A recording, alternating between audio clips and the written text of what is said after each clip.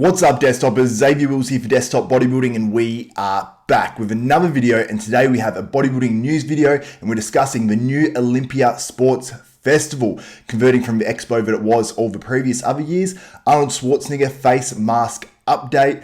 Also, there's a new bodybuilding TV show on Digital Muscle, and blessing Awodibu and Chad Nichols, the former trainer of Ronnie Coleman, 8-time Mr Olympia, team up. We've got all that plus much more coming up in this video, guys. I hope you enjoy it.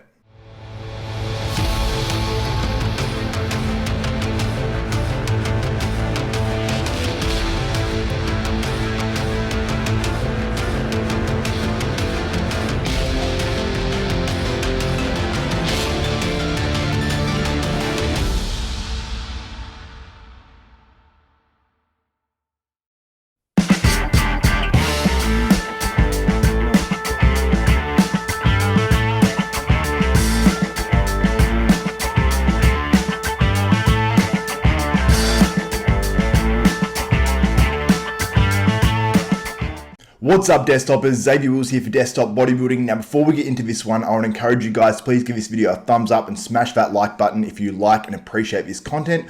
Also, subscribe and hit the notification bell button. That way you'll be notified of every video that goes up for myself, Xavier Wills, at Desktop Bodybuilding. We've got bodybuilding news, bodybuilding history, bodybuilding interviews, and soon contest previews and predictions. So make sure you do hit that subscribe button and hit the notification bell. So let's get into this one. So Shawn, Ray, and Bob Ciccarello have a new TV show on Digital Muscle, and their first guest is Brandon Curry and Danny Hester. Also, I saw a group photo that you can see on the screen now. It also has Jake Wood, who's the new owner of a Mr Olympia contest as well. So I'm not sure if he's on the show, or if he's just overseeing the whole thing, or if he just went to meet up with those guys. But it looks really, really cool, and it's done really professionally by the looks of it, like in a proper studio and everything. So I'm very, very excited to see how this actually turns out. It's called Monday Night Muscle, so it's almost like a little bit like the whole American football thing, how, you know, they have the Monday Night Football. This is Monday Night Muscle. So I think it's a great idea, and I'm actually really looking forward to the show. I mean, people have their varying opinions on Shawn Ray and Bob Ciccarello, but I think, you know, Shawn Ray has some great insights and stuff, and I think he's actually a great interviewer, so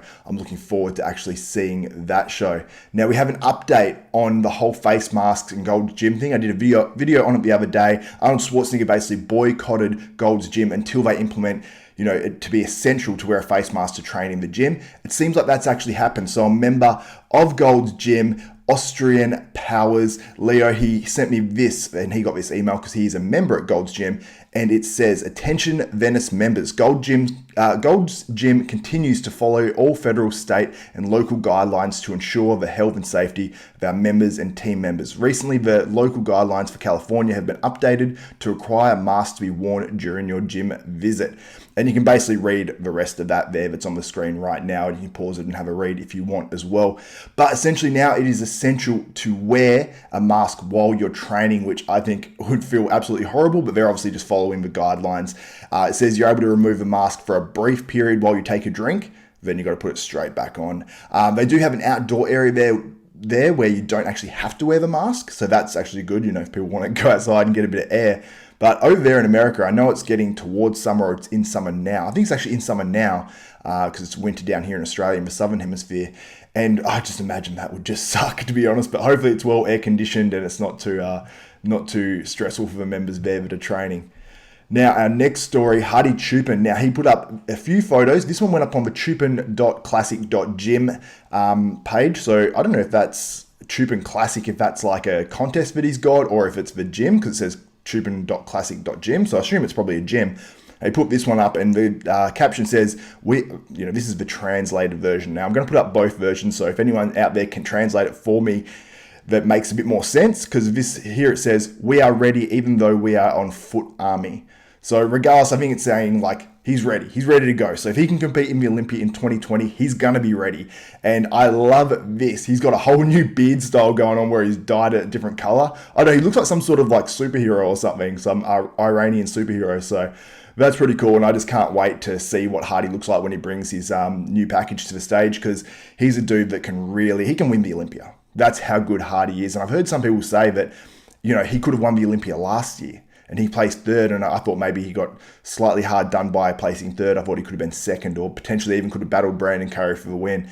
So he's that good. And I actually heard the Olympia wasn't his best package that he brought that year, and he's actually better in Toronto as well. So let me know what you think in the comments if Hadi Choopan can win the Olympia in 2020, if he's allowed in country, but it doesn't look super likely at this point.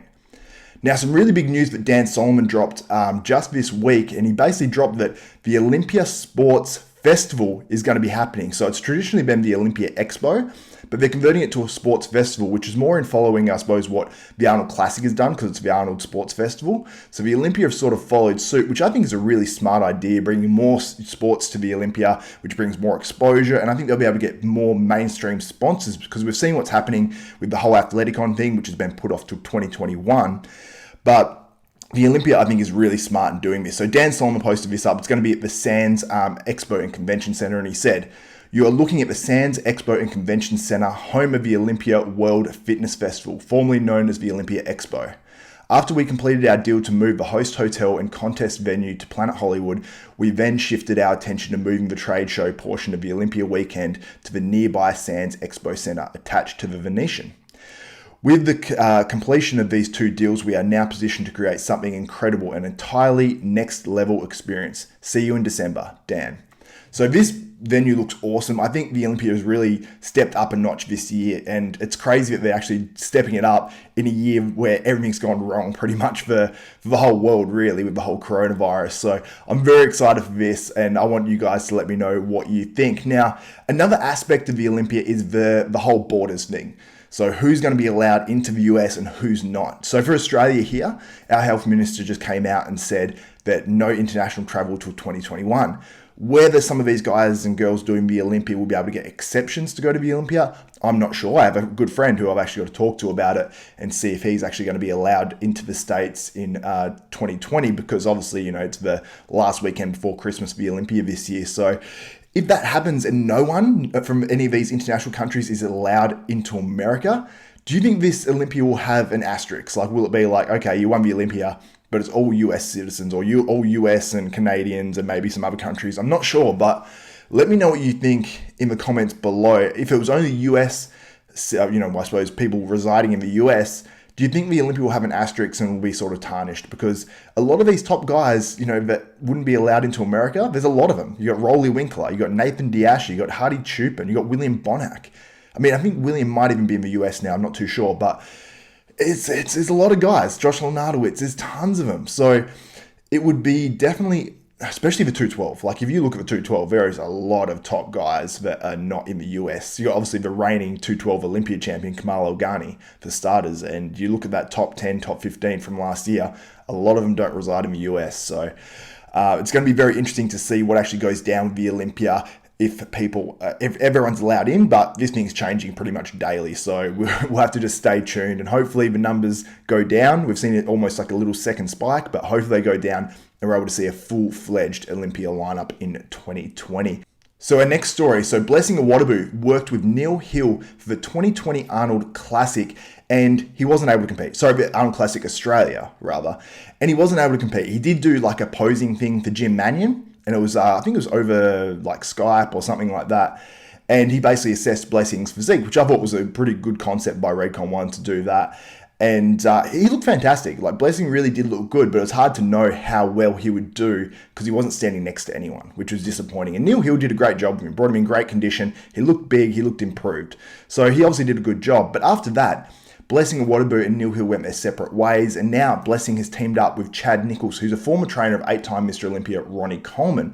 So it's an interesting move considering they did have, obviously they didn't have this success on stage, but he really did bring Blessing in looking really good. So it's an interesting move, and I want you guys to let me know what you think in the comments below, or if you have any more info on why Blessing and Neil Hill might have split, because it did seem very out of the blue for me, and I didn't even know they had split until I heard the news about Chad Nichols. Now, this was reported on Evolution of Bodybuilding, and then I also saw it on Chad Nichols' Instagram feed as well, that he posted up a photo of Blessing and had some comments on there as well that you can actually see right now on the screen. So it's an interesting move, but If he can do what he did with Ronnie Coleman with Blessing Awodibu, that would be absolutely next level. And I'm excited to see Blessing compete on a pro stage for the first time because he still hasn't made his pro debut. And obviously he's a famous dude already from everything he does on Instagram and Facebook as well.